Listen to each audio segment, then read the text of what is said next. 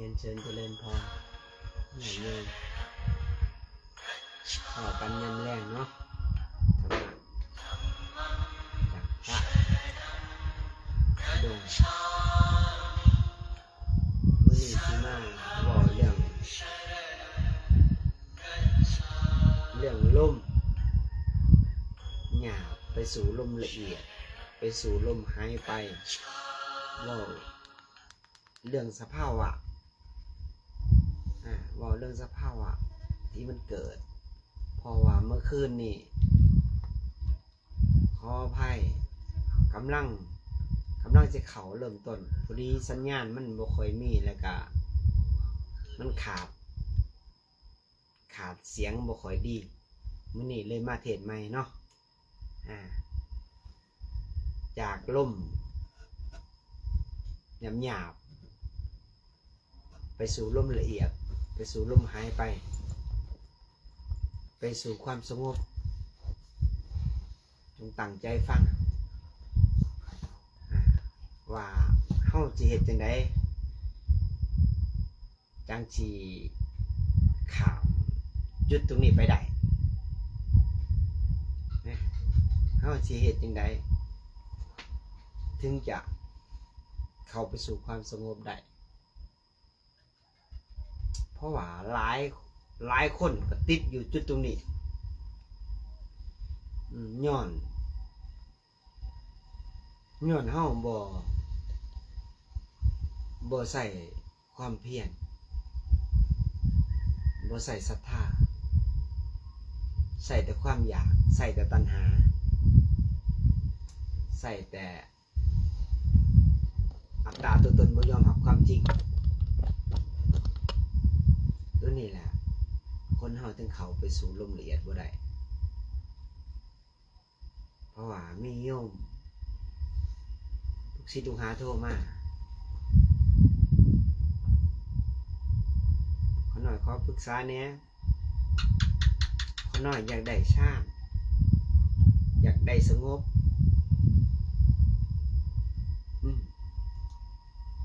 แค่โทรมาอยากได้ฌานอยากได้สงบมันก็ผิดแล้ว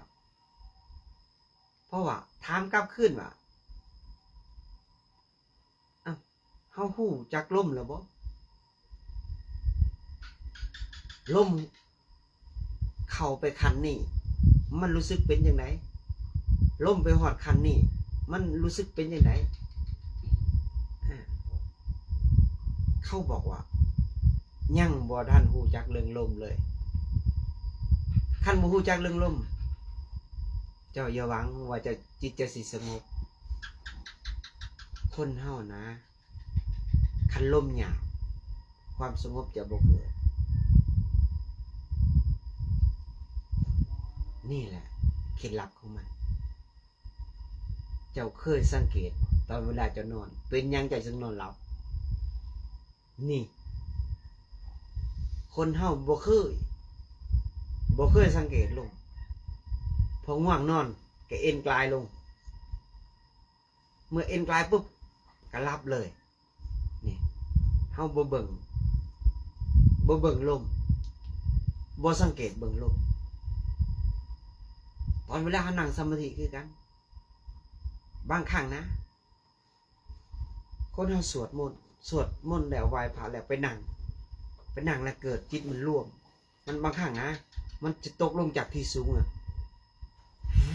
ลงเหมือนกับตกคันไดบ่หรือว่าตกหน้าผาบ่วูบลงปุ๊บใจมันหายแวบหายแล้วทีนี้กิเลสมันย่านตายเมื่อย่านตายแล้วก็บ่กล้าเฮ็ดต่อไปเมื่อบ่กล้าเฮ็ดแล้วก็เจ้าก็บ่สามารถที่จะเข้าไปสู่ลมละเอียดได้เพราะหยังเพราะว่าจะติดสภาวะจุดตรงนั้นบางครั้งนะ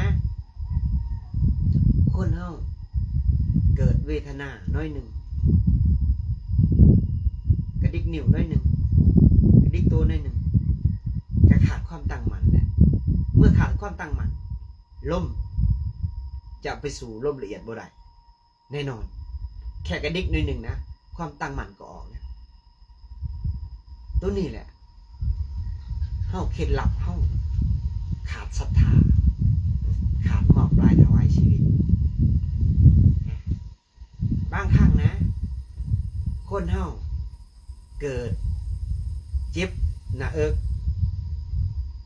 และบ่กล้าเบิ่งลมแล้วก็ถอนสมาธิออกแล้วลุกไปเลยบ่ได้พิจารณาว่ามันเกิดจากเหตุหยังเฮาคือเศร้าเบิ่งลม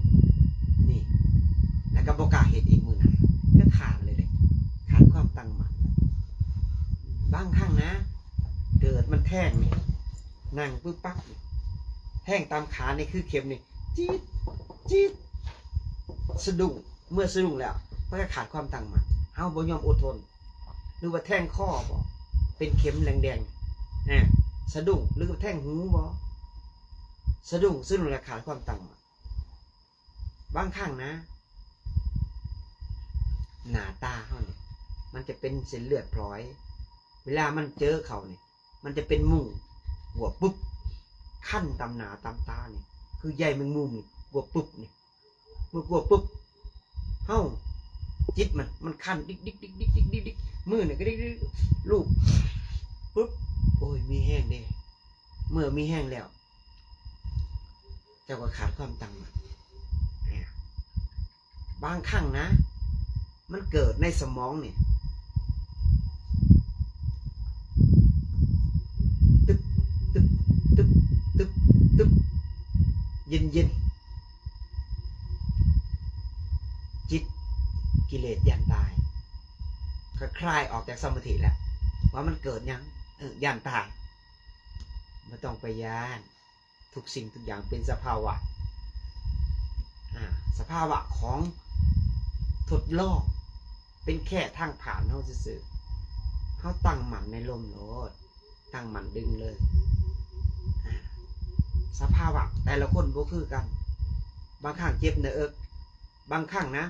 โตมันจะดึงลงมันเป็นสมถะอาการของสมถะดึงลงหน่วงลงกับพื้นพอตื่นขึ้นมาตกใจอยู่กับพื้นนะบางครั้งนะสมถะมันเข้าทางหลังนะมันจะเอ็นมันจะงายท้องอย่างสิมันหน่วงลงเขาก็ไม่ตั้งความตั้งมั่นดึงบ่ให้มันเอ็นตั้งมั่นแบบความเพียรเนี่ยบึงแต่ล่มอย่างเดียวจะเองสายเองความบ่ให้มันเอ็นดึงไหวดึงแต่ล่มเดี๋ยวมันหายไปอาการตัวหนึ่งนะบางครั้งนะมันเข่าทางสะดือนะสะดือจะแข็งเนี่ยใส่แข็งเลยแหละเป๊กเลยแหละตั้งมั่นไม่ต้องไปห่วงไม่ต้องไปสนใจมันผ่านตัวนี้ไปเดี๋ยวมันก็ผ่านไปบางทีมันเข่าทางหูแข็งเข่าทางดังนะมันหน่วงลงนะมันแข็งเป๊กเลยเข่าทางตาแข็งเข่าทางลิ้นแข็งมันเข่ามุงไหนมันแข็งมุงหันเข่าทางสมองแข็งเนี่ยสมถะตัวนี้มันหลายเหตุการณ์เวลาจะตั้งหมั่นเบิ่งลมเนี่ยเจ้าไม่ต้องทับขากันนะนั่งแบบสบายๆเจ้าบ่ถนัดเพราะว่าอย่างเพราะว่าเส้นเลือดพลอยเนี่ยเขานั่งทับเนี่ยมันจะไปอุดเส้นเลือดและเหตุให้เวทนาเกิดไว้ถ้าเกิดเขานั่งแบบธรรมชาติสิมือเต็งสิปึ๊บเขาตั้งมันไม่ต้องเอียงสายเอียงขวาไม่ต้องเบิ่งหน้าไม่ต้องเอียงสายนั่งตั้งดึงลมเขาดึงเขาปล่อยออกก่อนเขาจะดึงเขาปล่อยลมหยาบๆก่อนจาก3-4 บาทเมื่อดึงปล่อยหยาบแล้วดึงลมปึ๊บถ้าจิตมันตั้งมั่นนะใน3 นาทีหรือ2 นาทีหรือ1 นาทีคือกูบ้าเขาแต่ละมือ1 นาทีก็เขาได้แล้วดึงไปดึงเงี้ยปล่อยเงี้ยดึงเงี้ยปล่อยมามันจะหายไปลุยหายไปปุ๊บเมื่อหายไปปุ๊บมันจะมีแต่ความรู้สึกมันจะอยู่กลางดังปุ๊ดเฮาจะใส่ความรู้สึกซื่อๆเฮาจะเบิ่งลมคันเกิดว่าลมละเอียดปุ๊บจิตเฮาสงบแน่นอนถ้าลมบ่ละเอียดนะลมหยาบๆนะมันจะพุ่งซ่านไวเมื่อพุ่งซ่านไวเฮาขาดความตั้งมั่นเฮาก็สิจิตเฮาบ่ตั้งมั่นเฮาก็สิบ่ได้สมาธินี่เฮาต้องตั้งมั่นให้เฮามีความเพียรเบิ่งลมคันแรกเป็นควันยาสูบ ดึงเข้าปล่อยออก มันจะเป็นแบบนวลสีขาวๆอ่ะแบบควันยาสูบมันนวลสีขาวดึงปุ๊บปุ๊บเป็นแท่งเขาปุ๊บปุ๊บปุ๊บปุ๊บโตจะแข็งปีดโบเองสายโบเองขวาโบเองสายกว่าปุ๊บปุ๊บปุ๊บหายไปดับปุ๊บเขาจะเห็นแต่ความเกิดดับเขาจะตั้งมันลมแต่บ่สนใจในความเกิดดับตั้งมันไปเขาจะเห็นแต่ลมเมื่อเห็นแต่ลมโตเขาเนี่ยจะเบาจะบ่มีน้ำหนักเลยจะเห็นแต่ลมอย่างเดียวเมื่อเห็นตั้งลมแล้วเจ้าจะพิจารณาเลยว่าจิตเจ้ามีความรู้สึกอย่างไรมันจะบ่เองใส่เองว่ามันจะรู้สึกว่าความสุขนี่หาประมาณบ่ได้อารมณ์ตัวนี้ถ้าเจ้าติดรสชาติของมันนะเจ้าจะมีความเพียรศรัทธามันจะเพิ่มขึ้น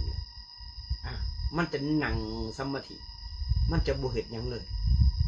ตัวนี้คันเจ้าขาดความพิจารณาเจ้าต้องรู้จักสภาวะของลมมันเข้าหอดท้องรู้สึกเป็นยังไงเข้าหอดหน้าอกรู้สึกเป็นไรเข้าหอดคอเข้าหอดกลางดังเข้าหอดสุดท้ายมากลางดังปลายดังหายไปปุ๊บลมเรียกปุ๊บจิตสงบปั๊บเลยเมื่อจิตสงบแล้วเขาจะเห็นยังมันเขาจะตั้งมันกันยังเขาต้องตั้งมันกับความรู้สึกกับลมอย่างเดียวได้บ่ตั้งมันจะคิดยังมันจะปรุงแต่งยังถ้าเกิดว่าลมเรียกหายไปเนี่ยจะบ่มีความคิดจะบ่มีความปรุงแต่งมันจะหายไปเลยอันนี้คือการเพ่งจนลมละเอียดจนลมหายไปความสงบมันจะเกิดนั่งไป 3-4 ชั่วโมงมันอิ่มแล้วมันจะออกมามันคลายออกเขาจะความรู้สึกเลยโล่งปลอดโปร่งในสมองในจิตเนี่ยจะบ่มีอย่างเลยเหมือนจะบ่มีราคะโทสะบ่มีโมหะเลยมีแต่อิ่มเอิบมีแต่ปีติมีแต่ความหวังมีแต่ความเมตตาอินดูสงสารมันจะอิ่มบอกกับไฟกับสนทนาธรรมกับผู้ใดกับมันจะใส่ความเมตตาเต็งหนึ่งเลยถ้าจะเจอลมจังสี่นะลมขั้นที่ 2มันจะเป็นเม็ดพลอยอันขั้นปฐมฌานนี่เขาเอิ่นว่าแต่ครูบาบอกเข้าใจจุดตรงนี้แหละแต่ว่าความอิ่มเอิบมันมีความเมตตามันสูงแต่ว่าเวลามันเพลินนะมันตัดความคิดบ่ได้ตัดความปรุงแต่งบ่ได้เพราะมันอิ่มเอิบเด้อิ่มเอิบด้วยความดีถ้าเกิดเฮ้าจับลมไปขั้นที่ 2เม็ดพลอยได้เพราะว่าเขาเพิ่มความเพียรแล้วเขาจับลมไปเม็ดพลอยได้ปุ๊บมันจะแตกออกเป็นเม็ดปุ๊บกลางดังเนี่ยปุ๊บหายปุ๊บไปนี่นิ่งไปนั่งไปนี่เมื่อกำลังอยู่กลางอากาศเลยจะเห็นแต่ลมจะบ่เห็นความเกิดดับเนื้อความเกิดดับเนื้อเวทนาละ3-4 ชั่วโมง 4-5 ชั่วโมงจนไก่ขันจนหอดเวลาบิณฑบาต5 โมง 10 นาทีหรือ5 โมงหรือ 6 โมงมันจะออกมาเมื่อออกมาแล้วมันจะโล่งปลอดโปร่งเลยตัวนี้กำลังแข็งเป๊กเลยความคิดจะบ่มีมันเห็นปุ๊บมันจะตัดปุ๊บเลยบ่มีความปรุงแต่งเลยเห็นปุ๊บตัดปุ๊บโล่งปลอดโปร่งเลยโล่งเลยสมองบ่มีน้ำหนักยังเลยความปรุงแต่งจะบ่มีผลยังกับมันเลยนี่อันนี้ลมขั้นที่ 2เม็ดพลอยนี่จะทำลายความคิดความปรุงแต่งได้ลมขั้นที่ 3ที่ครูบาเขาอยู่ปัจจุบันเนี่ยดึงลมปุ๊บเนี่ยบ่เกิน1 นาทีสามารถตัวแข็งเป๊กเลยแข็งเป๊กนี่จะหนังเลยจะโบมีอยู่เวทนาเกิดดับอยู่แต่ว่าบ่สนใจเรื่องเวทนาเลยมันสนใจแต่ลมอย่างเดียวตั้งมันในลมอย่างเดียวดึงปุ๊บ1 นาทีมันสามารถเข่าสมาธิได้มันจะแข็งเป๊กเลยจะนิ่งมันจะอิ่มจะเอิบมันจะอยู่ได้ทั้งวันเลยมันจะมีความสุขได้ทั้งวันเลยมันจะตัดความคิดตัดความปรุงแต่งจะบ่มีเลยราคะโทสะโมหะจะบ่มีสิ่งพวกนี้ มีแต่อิ่มมีแต่ความโล่งปลอดโปร่งในจิตในใจบ่มีความทุกข์บ่มีกังวลในอดีตบ่มีกังวลในอนาคตมันจะอยู่กับปัจจุบันมันจะเห็นเลย เห็นความเกิดดับมันจะหักคู่สิ่งยังเข้ามาทั้งหูทั้งตาทั้งลิ้นทั้งกายทั้งใจมันจะหักคู่หมดแล้วมันจะตัดออกจะบ่มีความคิดจะบ่มีความปรุงแต่งนะตัดออกลงปุ๊บเห็นไปเห็นปุ๊บหายปุ๊บเห็นปั๊บหายปุ๊บเห็นปั๊บหายปุ๊บเกิดดับเนี่ยมัดทั้งวันเลยอยู่จุดตรงนี้ถ้าผู้ใดเข้าหอดลมขั้นที่3คือเมฆพร้อยเข้าไปปุ๊บแต่เนี่ยจุดตรงนี้คือการเพ่งซ่านถ้าเกิดซ่านดับนี่ถ้าเฮ้าจะเข่าก็ขักช่วงที่ครูบาเคยเข่ามันจะเกิดสิ่งนี้ก่อนกับครูบาก่อนมันสิดับบางครั้งนะมันเกิดนั่งนิ่งๆลมหายไปนี่อันนี้ดับทั้งเวทนาดับทั้งสัญญาเลยได้จะบ่มีอย่างเลยได้จะบ่เห็นความเกิดดับเลยตัวนี้เขาเอิ้นว่าแต่ครูบาเอิ้นน่ะซ่านดับเพราะว่าหยังเพราะว่ามันบ่มีสัญญาถ้าว่ามีสัญญาแสดงว่าบ่มีความคิดแสดงว่าบ่เป็นซ่านแต่ว่าเห็นความเกิดดับเฮาแค่เพ่งซ่านซื่อๆแต่ว่ายังบ่ได้เป็นซ่านดับถ้าซ่านดับจะบ่มีหยังเลยครูบาเคยเข้าก่อนที่ครูบาจะเข้าซ่านตรงนี้น่ะมันเกิดกับครูบาบางครั้งนะโตครูบานี่นะมันตั้งโตบ่อยู่โอนเอ็นเหมือนสปริงลอซ่อนี่เข้าอยู่ปุ๊บเขาจะตั้งมั่นกับมันไอ้ลีหรอถึงจะเอาตัวนี้อยู่เมื่อผ่านจากโอนเอ็นเนี่ยมันรู้สึกว่าโตใหญ่ๆนี่สภาวะซื่อๆโตใหญ่ซ้ำภูเขาเนี่ยหรือว่าซ้ำตึกเนี่ยหัวนี่เท่ากับปั่นโตนี่ตัวบางใหญ่เนี่ยบางมือนะหัวนี่ท่อตึกแต่โตนี่ท่อกับพุ้ยมันบ่เสมอภาคก่อนที่ผ่านไปจุดตรงนี้ปุ๊บครูบาตั้งสติได้ครูบาบุลินกับมันเมื่อบุลินกับมันครูบาเข้าไปอยู่ในถังเมื่อนั้นครูบาเข้าไปอิงดับปิ้งไปเลยเมื่อดับแล้วทีนี้ครูบาไปเห็นตัวเองหนังอยู่อันขออภัยเป็นเราไล่ข้างไรล่ะหน้าตาครูบาเนี่ยโยดลงมาคือน้ำผึ้งเนี่ยเต็มมือเลยมันโยดลงมาอันนี้เห็นกระดูกขาวฉาบบาพยายามเปิดเอาสิ่งที่มันโยดเนี่ยเปิดขึ้นไปใจมันสั่นปุ๊บ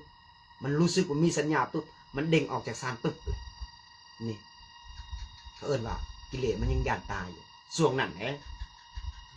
และครูบาพึกค้นเข่าไปพีประสาทเข้าไปเบิ่งจิตตัวเองไปนอนอยู่3 มื้อ 7 มื้อมงกลางศพไปพึกไปเพ่งช่างเพ่งเบิ่งมันบางครั้งครูบาขึ้นไปออกจากพิชาครูบาขึ้นทำอยู่จอมผู้อยู่บาเจียง7 มื้อครูบานี่จะสิครูบาดับคือกันดับเป็นภาพคือกันดับแล้วอิงดิ่งขึ้นไปจะโบมี่ยังเลย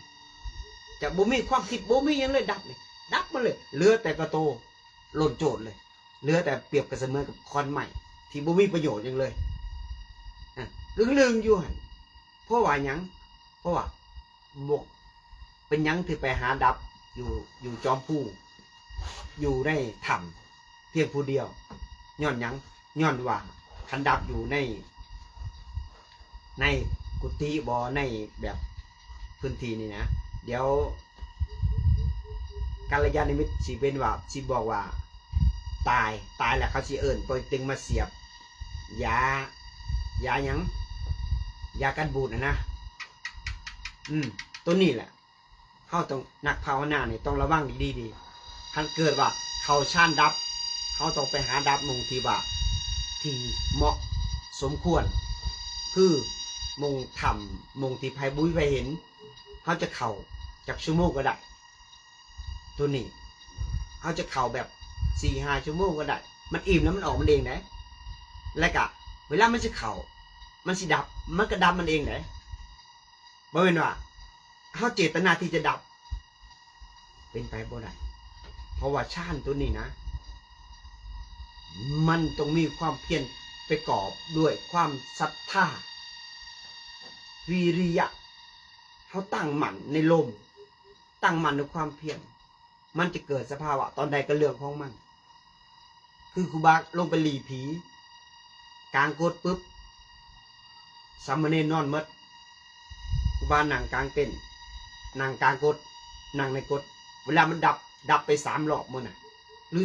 3 รอบนี่แหละอิงดับดิ่งขึ้นเลยเมื่อดิ่งขึ้นปุ๊บมันกับไปของมันอ่ะคือว่าปิติโลดโผนอ่ะมันดิ่งไปเวลามันจะออกมามันก็ออกคลายออกมันอิ่มแล้วมันออกเขาจะบ่มีความรู้สึกว่าเขาอยากดับเองอยากออกเองมันจัดเป็นออโต้ของมันเองเลยลมคือกันเวลาเขาจะเห็นยังมันเป็นคนตีว่าดึงเองไปเองขนาดโกนผมโตก็ยังแข็งนั่งนิ่งๆบ่ติ้งโตก็แข็งเขาต้องเคลื่อนไหวตลอดช่วงที่ท้องนี่นะต้องให้มันโหล่งนะปลอดโปร่งในท้องในใสจะบ่มีหยังได้มีแต่น้ำหรือว่าน้ำเพิ่งหยอดตัวนี้จะเข้าฌานในไว้ท้องโล่งๆเป็นยังกรรมฐานดึงหมักสันเข่าขาบเดียวและโยมเป็นหยังคนว่าคนหน่อยคือมีแต่นิวรณ์เถอะคือเข่าสมาธิบ่ได้เถอะมีแต่พุ่งสั่นเคล็ดลับญาณโยมเจ้าเขาแรงก็กินเขาเพ่นก็กินและสมาธิเจ้าก็อยากสงบเจ้าอยากได้มันบ่ได้แล้วย้อนหยังย้อนท้องมันหนักพระเพิ่นนักปฏิบัติเพิ่นไปอยู่ภูเขาบิณฑบาตบางครั้งก็บ่ได้บางครั้งก็ได้แต่น้ำเปล่าๆบางครั้งก็ได้เขาทองกระปั่นสันน้อยหนึ่งพอล่องท้องซื่อน้ำกับไปหาโต่งเอาอันน้ำไล่จากผู้พอได้ต้มกินหรือว่ากินเลยท้องมันหิวหิวปุ๊บนี่ท้องมันโหล่งเวลานั่งสมาธิมันก็สงบไว้ก่อนสินั่งเขาก็ต้องยังจงกรมก่อนถ้าชั่วโมงหนึ่งบ่สงบจัดไป2 ชั่วโมงบ่สงบจัดไป3 ชั่วโมงบ่สงบจัดไป4จนมันสงบค่อยมานั่งกิเลสนะถ้ามันเมื่อยมันจะต่อสู้บ่ได้ถ้ามันหิวมันจะต่อสู้บ่ได้ถ้ามันบ่เมื่อยมันจะต่อสู้ความคิดนั่งไปปุ๊บเนี่ยความคิดลุ้มเขาหัวใจเต้นออกข้อนฟุ้งซ่านออกมาเลยนี่มันมีแห่งต่อสู้กิเลสย้อนยังย้อนเขาอิ่มเด็ตัวนี้สำคัญเลยน้องกำลังเขามีหลายกำลังมันมีหลายมันบริยานเจ้าได้เจ้าคิดเรื่องนี้ปุ๊บเจ้าเห็นมันปุ๊บมันหายปุ๊บเรื่องใหม่ต่อปุ๊บหายปุ๊บเรื่องใหม่มาต่อปุ๊บหายปุ๊บมันปรุงแต่งต่างๆนานาเลยย้อนยังย้อนเฮาบ่มีกำลังสมาธิไปตัดความคิดความปรุงแต่งตัวนี้เฮาเลยไปเลื่อยกับความคิดมันมียาวิเศษหล่อยังหล่อให้เฮาไปตามมันตัวไหนคือความดีมันเอาความดีมาหล่อเจ้าลงกลมันเรียบร้อยเลยจบเลยมันบ่เอาเรื่องโหดหลักเรื่องอกุศลเพราะว่าตัวนี้กิเลสเนี่ยมันสอนในความดีคนที่จิตใสคนที่ได้สมาธิจะเห็นมันเห็นแต่ความพอใจแล้วก็มันคิดสิ่งใดดีๆมันก็เอาดีไปก่อนมันวะ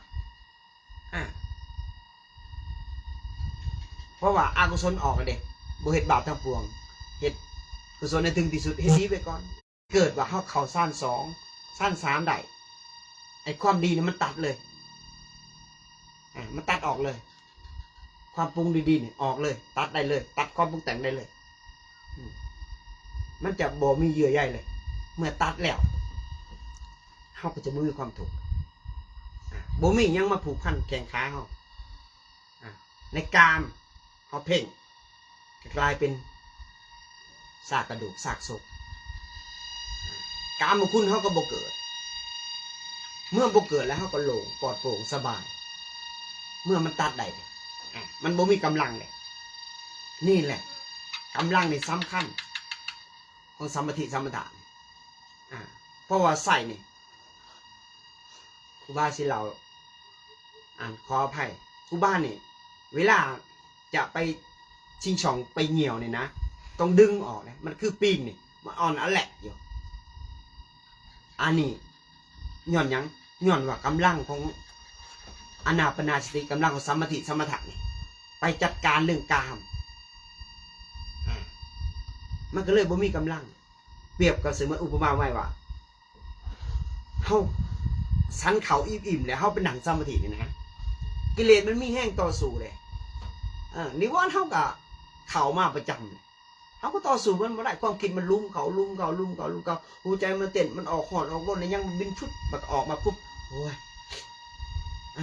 แล้วก็ความตั้งมั่นมันบ่เกิดเมื่อบ่เกิดแล้ว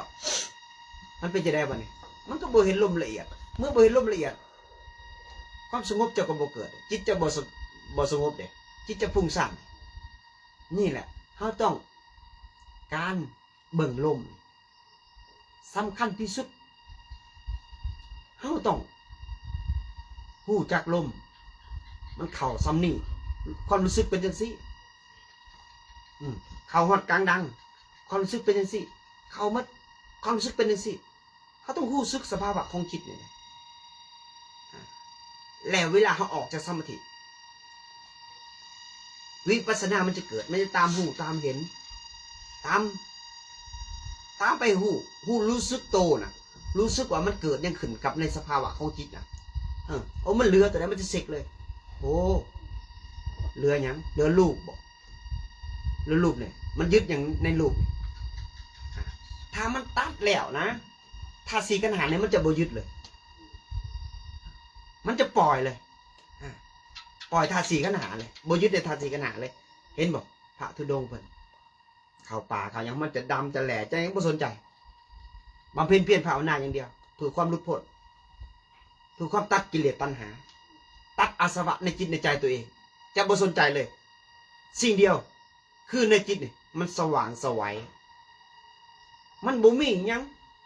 ขุดเครื่องในจิตในใจบ่มีราคะเพราะว่ากำลังของสมาธิสมถะเนี่ยมันจะไปเสร็จโอ้เหลือลูกโอ้เหลือสัญญาเหลือยังโอ้เหลือเวทนามันบ่เที่ยงมันเกิดดับอยู่แล้วโอ้เหลือวิญญาณโอ้เหลือผู้หู้อย่างเดียว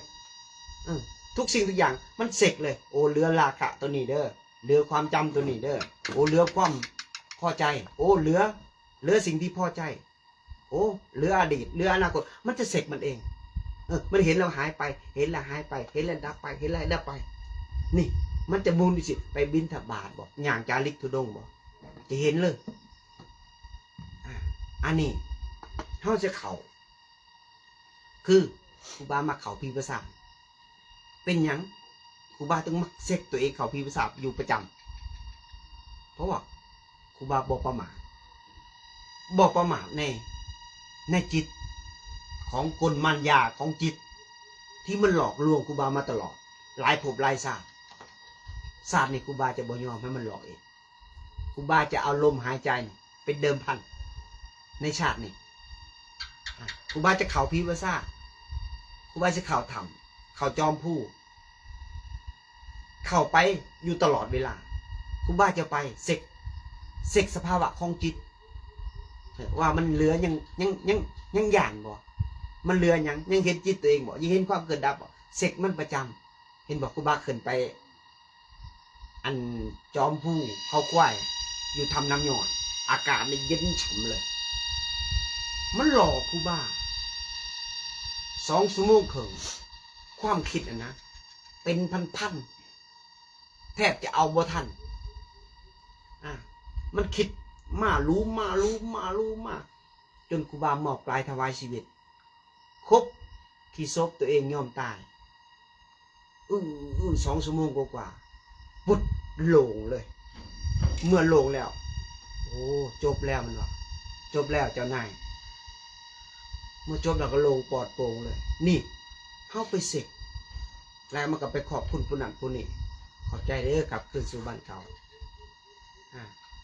แล้วมันมาเสกตัวนี้ได้เฮาถึงเสกตัวเองได้เมื่อมันว่าเฮาไปเสกจิตตัวเองน้ำคนผู้คนตอนอยู่กับผู้คนมากมายนี่เฮาไปเบิ่งเสียงกระทบคือไปดึงเสียงกระทบว่าจิตมันพอใจหรือบ่พอใจให้เฮาเกิดหับคู่ตัวนั้นแล้วเฮาไปเสกแล้วเฮาไปล้างด้วยอนาปานสติแต่ว่าเฮาไปอยู่ผู้เดียวเนี่ยเข้าปีภาษาเข้าธรรมเข้าจอมผู้เข้าป่าเข้าวัดห้างไปเสกจิตตัวเองนะไปคือว่าจิตตัวนี้มันเป็นออโต้มันตรวจสอบของมันเองว่ามันเรือตัวนั้นเรือตัวนี้อนาปานสติจะไปล้างมันเองไปขัดเกลามันเองถ้าเกิดว่าเฮาบ่เสกนะมันก็เลือข้างยังคือราคะในจิตในใจเฮานี่นะขูดเครื่องผู้ใดมันพอใจหยังมันพอใจในตัณหาบ่มันพอใจในเงินบ่พอใจในปัจจัยสี่บ่ต้องเฮ็ดให้มันเบื่อมันหน่ายแล้วโตอดทนขันติมันจะคลายกำหนัดมันเบื่อหน่ายคลายกำหนัดแล้วมันจะว่างมันเองเจ้าสิว่างปล่อยว่างบ่แม่นได้ปล่อยว่างบ่ได้ตัวที่ปล่อยว่างที่แท้จริงนี่จิตดวงนี่มันเบื่อหน่ายคลายกำหนัดมันถึงจะปล่อยวางมันเองได้ถ้ากราบใดนะมันบ่เบื่อบ่หน่ายมันยังหักยังหลงยังพอใจอยู่มันยังยึดแน่นอนจิตดวงนี่ต้องเฮ็ดให้มันเบื่อหน่ายและก็คลายกำหนัดแล้วมันสิปล่อยมันว่างมันเองและมันปล่อยมันว่างแหละมันจะโล่งเลยปลอดโปร่งเลยมันจะบ่มีหยังมันจะบ่มีเชือกไปดึงมันจังบ่มีหยังมาผูกคอต่อมัดมันเลยเฮาก็โล่งจิตใจเฮาเสกด้วยอานาปานสติด้วยลมหายใจสังเกตทุกอริยบทบ่ว่าจะหนังบ่ว่าจะนอนบ่ว่าจะยืนคันพึกถานอนได้ยิ่งประเสริฐเลยเวลาธาตุสี่ขันธ์ห้าสิแตกสลายมันซอยดับเวทนาได้นี่แหละสำคัญที่สุดเวลาเฮาสิตายธาตุสี่ขันธ์ห้าแตกสลายถ้าเฮาพึกถานอนนะเมื่อมันเกิดไอ้ยังเกิดขึ้นนี่นะอานาปานสตินี่มันจะดับชาติดับอิงไปเลยห่างกายทิ่มโคโหลเลยครูบาเคยเกิดทีหนึ่งอยู่ตอนที่ไปเปิดประตูดึงประตูบ่ออันนี้เป็นลิมิตเดอร์อย่าเสือตัวนี้แต่ว่าครูบาจะเล่าให้ฟังแต่เป็นเรื่องที่เกิดขึ้นกับเฉพาะครูบาไปดึงประตูออกดึงจะได้ก็บอกประตูหันกลับมามันเป็นยังคือดึงบอกจากเถื่อแท้หันกลับมาเห็นตัวเองนอนอยู่กิเลสมันยันตายมันแล่นเข้าไปเต็งหลังมันก็เห็นจากฟื้นขึ้นมาเนี่ยเบิ้งกระคากได้กิเลสมันยันตายมันหวงห่างกายนี่ได้ถ้าเกิดว่าเข้าพึกฐานนอนปุ๊บนี่ดิ่งไปคือไปเลยคือโบเกี่ยวของห่างกายล่ะนี่เพิ่นว่าพึกจิตพึกใจเตรียมตัวก่อนตายนี่แหละอานาปานสตินี่ให้ได้สมาธิสมถะศีลบริบูรณ์สมบูรณ์แล้วจิตใจเฮาจะเบิกบานรู้สึกว่าจะมีความสุขมากที่สุดเนาะมีคำถามมาหลกบ่มีเนาะเพราะฉะนั้นก็ขอเป็นกำลังใจให้ญาติโยมที่เข้ามาฟังเนาะบ่ว่าทั้งต่างเมืองต่างแข้งต่างประเทศขอให้ญาติโยมที่เขามารับชมขอให้มีความสุขความเจริญเนาะขอให้เห็นแจ้งในธรรมขอให้เจอสัจจะความจริงอันสูงสุดขององค์สัมมาสัมพุทธเจ้าอย่าสิยึดติดหลายเด้อในโลกใบนี้มันมีแต่ของเน่าของเหม็นมันเป็นแค่ของทางผ่าน อย่าสุยึดติดหลายปล่อยว่างว่าฝึกจิตฝึกใจก่อนตายฝึกมันฝึกจิตดีแล้วเฮาจะไปพบภูมิที่ดีถ้าศาสตร์นี้เฮาบ่หลุดเฮาก็ต้องอาศัยส่วนบุญไปต่อเฮาจะเกิดศาสตร์ใดพบใดขอแต่เฮาเกิดในให้พบพระธรรมคำสอนขององค์สัมมาสัมพุทธเจ้าทุกๆภพทุกๆชาติครูบาขอโมทนากับญาติโยมที่โอนปัจจัยสี่มาเงินกีบตกอยู่ประมาณ40 ปลายล้านและก็เงินบาท38,000ครูบาถวายพ่อแม่ครูบาอาจารย์ก็20 ปลายล้านค่าใช้จ่ายเนาะที่เหลือครูบาสร้างกุฏและก็สร้างห้องน้ำขออนุญาตเด้อญาติโยมสร้างให้แก่พระพุทธศาสนาครูบาจะขาวหมดปัจจัย4ครูบาจะบ่หยุดบ่ติดจะมีแอดมินแล้วก็สามเณรหน่อยแล้วเป็นแอดมินก็ได้สามเณรนาโบจะเป็นคนเรื่องจัดการเรื่องเงินกับเรื่องโทรศัพท์ครูบาก็ขอให้ญาติโยมจงมีส่วนร่วมแห่งบุญที่ครูบาบำเพ็ญเพียรภาวนากับสามเณรทุกๆส่วนขอให้ญาติโยมจงมีส่วนแห่งบุญเนาะด้วยกายก็ดีด้วยวาจาก็ดีด้วยใจก็ดีขอให้ญาติโยมจงมีส่วนแห่งบุญจงอยู่เย็นเป็นสุขจงเห็นพระธรรมคำสอนเห็นสัจจะความจริงอันสูงสุดด้วยเถิดสาธุ เขาก็มีคำถาม ถามว่าจะได้หรอ เพราะว่าเขาน้อยเป็นคนที่ยานผี เป็นคนที่ญาติผีมาหาครูบาเด้เดี๋ยวครูบาพาบ่ญาติมาพึกเลยขันบ่พึกมันก็สิญาติอยู่หันได้เลยแม่นบอกผีมันบ่มีตัวตนเนี่ยผีย่านจิตตัวเองอย่าชื่อย่านผีย่านจิตตัวเองเด้อพอจิตตัวเองมันหลอกหลายภพหลายชาติละเนาะเบิ่งจิตตัวเองดีๆเดี๋ยวจะเศร้าย่านผีเบิ่งคักๆย่านอย่างอื่นอย่าไปย่านในโลกบัดนี้ย่านจิตตัวเองพอให้เบิ่งจิตตัวเองดีๆนะเนาะสาธุ